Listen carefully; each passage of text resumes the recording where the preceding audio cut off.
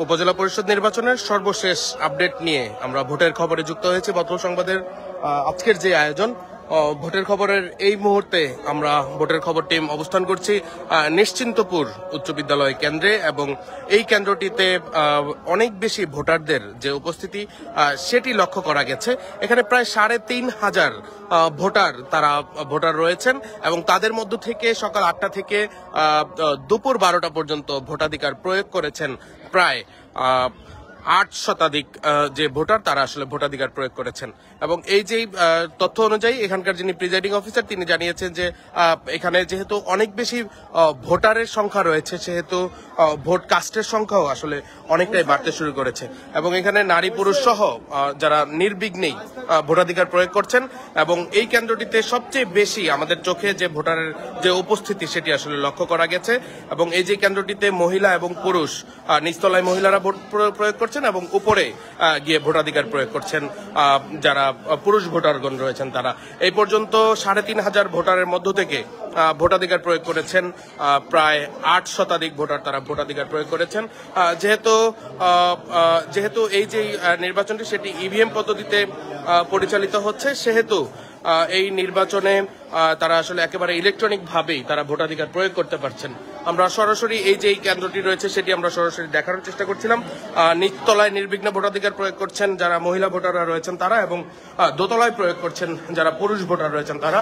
আমরা নিশ্চিন্তপুর কেন্দ্র থেকে সরাসরি যুক্ত রয়েছি, এবং এই জায়গাটিতে প্রায় ৩,৫০০ ভোটার তারা ভোটাধিকার প্রয়োগ করবেন, এবং তাদের মধ্য থেকে ৩,৫০০-এর মধ্য থেকে প্রায় ৮% ভোটার তারা ভোট প্রয়োগ করেছেন। যেহেতু এই সময়টাতে মহিলারা রান্নাবান্না শেষ করেছেন, তারা ভোট দিতে আসতে শুরু করেছেন, এবং যারা পুরুষ ভোটাররা রয়েছেন তারা আসলে ধীরে ধীরে এসেছেন এবং ভোটাধিকার প্রয়োগ করেছেন।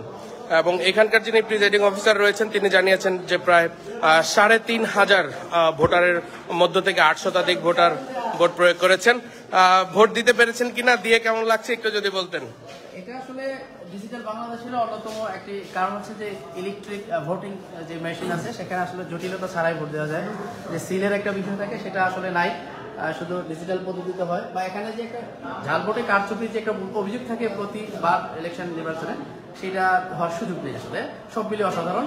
জীবনের প্রথমবার কি ইভিএম এ ভোট দিলেন কিনা? হ্যাঁ, অবশ্যই আমাদের চাঁদপুর মতলবপুর উপজেলা নির্বাচনে এই প্রথমে ইভিএম চালু হয়েছে। সব মিলিয়ে অসম্ভব চমৎকার। আর এখানে একটা জিনিস আমরা চিন্তা করেছিলাম যেহেতু ইলেকট্রনিক ডিভাইসে হবে, সেটা আসলে অপারেট করা একটু কঠিন হয়ে যায় কিনা। একেবারেই ইজি, যে কোনো বয়সের মানুষই কিন্তু এটা অপারেট করতে পারবে, এবং অপারেট না করতে পারলেও ওখানে যে প্রিজাইডিং অফিসার কর্তৃক যে কর্মকর্তাগণ আছে তারা কিন্তু সহযোগিতা করে সমাধান করে দিচ্ছে। সব মিলিয়ে চমৎকার। কোনো ধরনের বিঘ্ন বা ঝামেলা এমন কিছু তো নেই না। এটা আমরা এখানে সকাল থেকেই এখানে দেখছি, নজর রাখছি।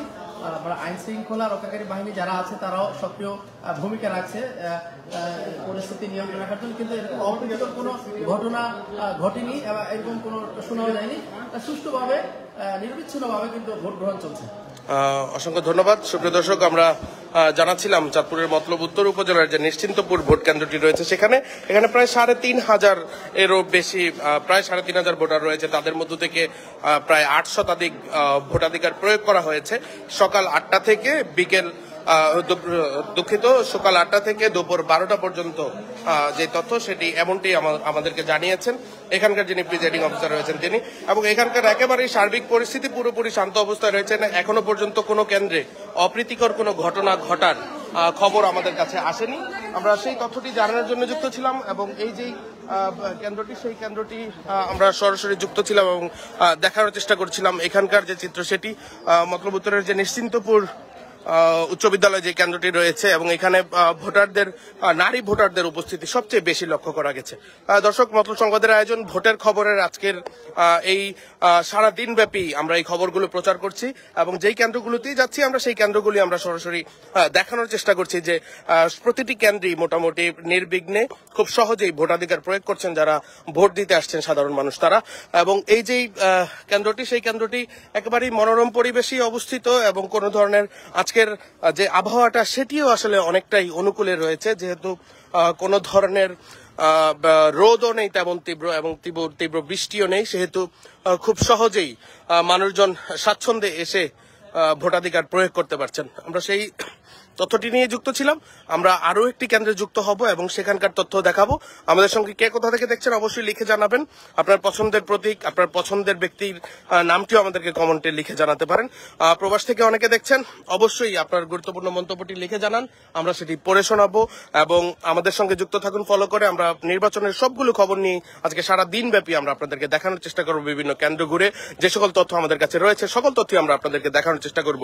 এই মুহূর্তে বিদায় নিচ্ছি, খোদা হাফেজ।